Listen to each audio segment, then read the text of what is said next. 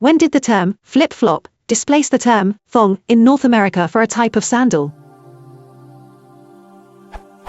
To Australians like me, thong means a kind of sandal such as recently repopularized by the Havaianas brand, but we know it means a kind of G-string in other English-speaking parts of the world. To most English-speaking people in the 21st century, it seems flip-flop or flip-flop is the term for the sandal-like footwear. But several times I've come across suggestions that thong used to be used for this kind of sandal in North America. I'm pretty sure I came across it in the novel A Confederacy of Dunces, written in 1960s New Orleans. But perhaps it was in another American novel from that era. There's this comment on the talk page of the Wiktionary, thong entry. Note, usage in US, particularly Southern California. Prior to 1980s, perhaps later. Thong is exclusively footwear, sandal, not related to undergarments or bathing suits.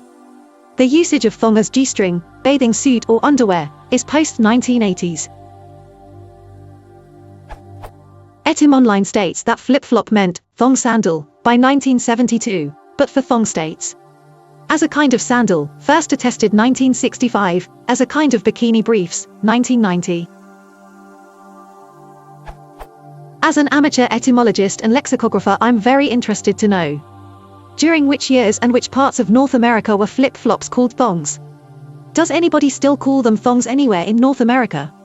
Did flip-flops only replace thongs due to the latter term picking up the new sense of G-string around the 1980s, 1990s? Or to put it in a single question, what is the history of the term thong as a kind of sandal in North American English?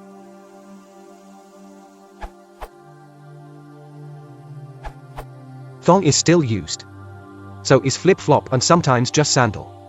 We know that. Thong has been used less because when we hear the word, at least in my part of America, we think underwear, not sandals. So I believe the term flip-flop is just more accurate from a marketing point of view. If I am paying big bucks to market my new sandal line, I don't want some of my market base thinking I am pushing underwear. And then through all of the advertising, the common term we use changes.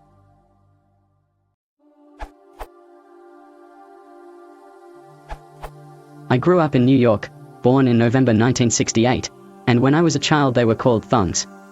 In the very late 70s my family moved to Seattle and there they were also called thongs. I only became aware of the term flip-flops in the late 80s and found it humorous that a G-string would be called a thong. I can still recall my adolescent thoughts regarding the idea of comparing butt cheeks with toes, smiley face. I now live in Germany, so I may be a bit out of touch with some of the current trends. I find it interesting that young people in America today giggle when we old people call them thongs, and they need to correct us.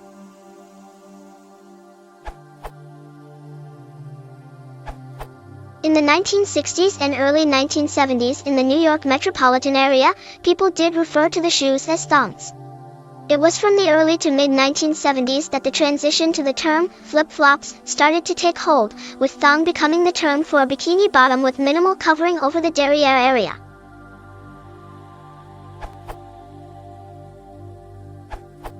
I grew up in Los Angeles in the 80s and we referred to them as thongs.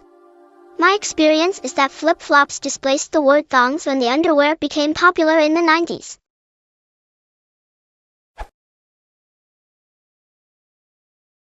This milkshake is so good fun.